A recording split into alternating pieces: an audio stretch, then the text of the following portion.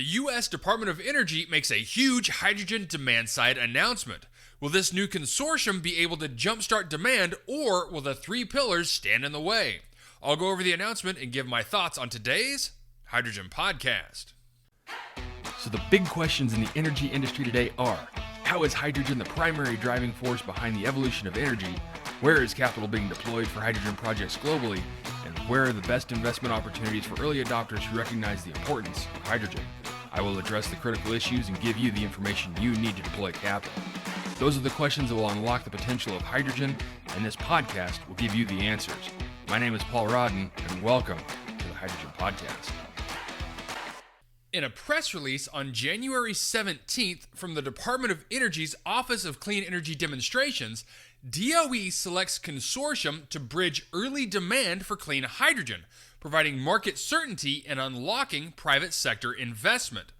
The U.S. Department of Energy, or the DOE, Office of Clean Energy Demonstrations, or the OCED, announced on January 17th the selection of a consortium to help accelerate commercial liftoff of clean hydrogen economy and support the launch of the regional clean hydrogen hubs, funded through President Biden's Investing in America agenda. The consortium, which consists of the EFI Foundation, or EFIF, a leader in clean hydrogen economy development, in partnership with the commodity markets information experts S&P Global and the financial exchange operator International Exchange, or ICE, will design and implement demand-side support mechanisms for unlocking the market potential of the H2 hubs. Over the next 6 to 9 months, the DOE will work with the consortium and the H2 hubs to design robust demand-side support measures that will facilitate purchases of clean hydrogen produced by H2 hub affiliated projects to reduce climate pollution, create good jobs, support clean air, and advance U.S. competitiveness in various in-use sectors, including energy-intensive industry and heavy-duty transportation. The team will also develop an operational plan for how to administer these mechanisms once financed. Developing a hydrogen demand-side initiative is critical to enhancing early commercial viability of the H2 hubs, as demand formation for new energy sources often lags the creation of new reliable supply.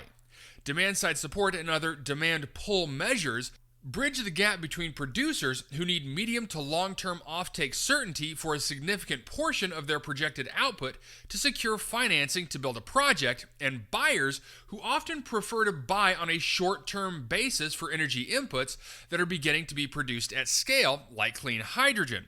Demand pull measures have been a valuable tool in the scale-up of renewable energy technologies like wind and solar. EFIF, S&P, and ICE will leverage their deep expertise in clean hydrogen, project finance, and commercial contracting to support design of measures to de-risk clean hydrogen projects and increase demand certainty. The consortium will help craft demand-side support agreements for clean hydrogen projects affiliated with the H2 hubs to unlock final investment decisions, or FID, and catalyze the formation of a mature clean hydrogen market. Ultimately, the demand-side initiative will support the growth and sustainability of the H2 Hubs program by providing improved offtake certainty to help hydrogen producers attract private sector investment and in-use buyers. It will also lay the foundation for a broader private sector scale-up and use of the clean hydrogen market by providing price transparency and standardized contracts for the projects it supports. Funded by President Biden's bipartisan infrastructure law and managed by the OCED, the H2 hubs are a critical component of the administration's efforts to build a strong American-led clean hydrogen industry that drives the global clean energy transition while also creating high-quality jobs and delivering healthier communities in every pocket of the nation. The H2 hubs also reinforce the president's deep commitment to invest in America's workforce, jumpstart local economic growth, and establish the U.S. as a leader in the clean energy technologies of the future. Okay, so along with this press release, one of the consortium members, EFI Foundation, also had a release giving a bit more detail on the hydrogen demand initiative. And their press release starts off, EFI Foundation-led group selected by Department of Energy for Hydrogen Market Demand Project. They write, the Hydrogen Demand Initiative, or H2DI, a coalition led by the EFI Foundation, has been selected by the U.S. Department of Energy to help accelerate commercial adoption of clean hydrogen. The Hydrogen Demand Initiative will see EFIF work in partnership with commodity markets information firm S&P Global, financial exchange operator Intercontinental Exchange, the modeling and analysis group of the MIT Energy Initiative, and Denton's, the world's largest law firm with experts in energy regulatory issues. The partnership will be charged with designing and implementing demand-side support mechanisms for enhancing the market potential of the regional clean hydrogen hubs. In a quote from Ernest Moniz, the 13th U.S. Energy Secretary and CEO of EFIF, the EFI Foundation has a deep knowledge of the challenges involved in a robust domestic clean hydrogen industry, as outlined in our 2023 report, the U.S. Hydrogen Demand Action Plan. EFIF analysis identified hydrogen as a key breakthrough opportunity for transitioning to a net zero economy in our 2019 report, advancing the landscape of clean energy innovation, which was prepared for breakthrough energy in partnership with IHS Markit, which is now part of S&P Global. He says, we're excited to work with our partner organizations with expertise in project finance, regulation, and multi-sector modeling to lower the risks associated with clean hydrogen investments and facilitate sustainable demand. He says, we have a project team already in place to stand up H2DI over the coming months. Now, H2DI is designed to be a high-impact hydrogen demand-side effort to leverage private investment effectively and efficiently to support commercial deployment of clean hydrogen by the 7 regional hubs and surrounding areas.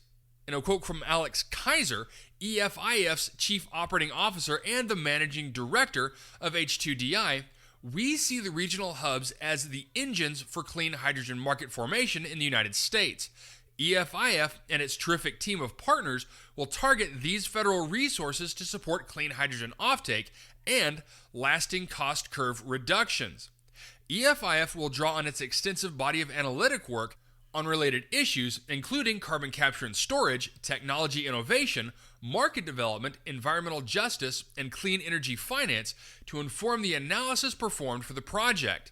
The project team will work closely with DOE and the H2 hubs to build a coalition of partners and a broader network of organizations to maximize the impact of the $7 billion federal investment in hydrogen. In a quote from Gordon Bennett, Managing Director of Utility Markets at ICE, we will be using our long-standing expertise designing and operating trading platforms, building liquidity for nascent products, and growing them into benchmarks. He also says, we are excited to be working with the Department of Energy and the project partners to develop and unlock demand for a hydrogen market in the U.S. In a quote from Sagata Saha, president of S&P Global Commodity Insights, also added, we are excited to be part of this initiative with EFIF, leveraging the depth and breadth of our energy transition and sustainability capabilities to explore the future of clean hydrogen. The release also states, each partner brings a unique set of expert knowledge to H2DI. The EFI Foundation lead H2DI and manage activities, perform financial and commercial analysis, and develop community engagement strategies. S&P Global will perform market assessments, evaluate financial workflows, engage stakeholder community for input, provide and manage data. ICE will build market and products, operate demand-side mechanism platform, and provide and manage data. MIT Energy Initiative will perform techno-economic analysis of hydrogen demand side, perform greenhouse gas lifecycle accounting, as well as granular sector coupling modeling, using the modeling platform Sesame, or Sustainable Energy Systems Modeling Environment. And lastly, Denton's, who will advise on National Environmental Policy Act, Federal Energy Regulatory Commission, and other regulatory and due process issues, develop contracts, support monitoring, reporting, and verification, and create operational requirements. Okay, so the U.S. with another announcement to boost the hydrogen economy in the U.S. This coming roughly a month after the Treasury released their polarizing 3-pillar guide, of which we are about halfway through the comment period. And viewing this release through the lens of the 3 pillars has me wondering this. If the Treasury makes no changes in how hydrogen operators will be able to take advantage of the 45V tax credits, will this endeavor by the DOE be kneecapped at the start, or will they look to leverage the hub developments that are able to ramp up production at the best price point, i.e., the hubs using hydrocarbon feedstocks? I know that long-term contracts are the holy grail to get this economy kickstarted from the operator viewpoint. The demand side will want optionality so they don't get stuck with a long-term price point on hydrogen that will continue to drop over time as it becomes more commodity-driven. Now, either way, this hydrogen initiative is going to be a vital step in building demand-side opportunities. Now, ultimately, we want the market to build demand, but since we have a 2030 target to go after, I understand the urgency to build market space at an accelerated rate. Now, I'm looking forward to seeing this consortium progress, and I will make sure to make it a point to relay any news I come across to all of you. All right, that's it for me, everyone. If you have a second, I would really appreciate it if you could leave a good review on whatever platform it is that you listen to. Apple Podcasts, Spotify, Google, YouTube, whatever it is. That would be a tremendous help to the show. And as always, if you ever have any feedback, you're welcome to email me directly at info@thehydrogenpodcast.com. So until next time, keep your eyes up and honor one another. Hey, this is Paul. I hope you liked this podcast. If you did and want to hear more, I'd appreciate it if you would either subscribe to this channel on YouTube or connect with your favorite platform through my website at www.thehydrogenpodcast.com. Thanks for listening. I very much appreciate it. Have a great day.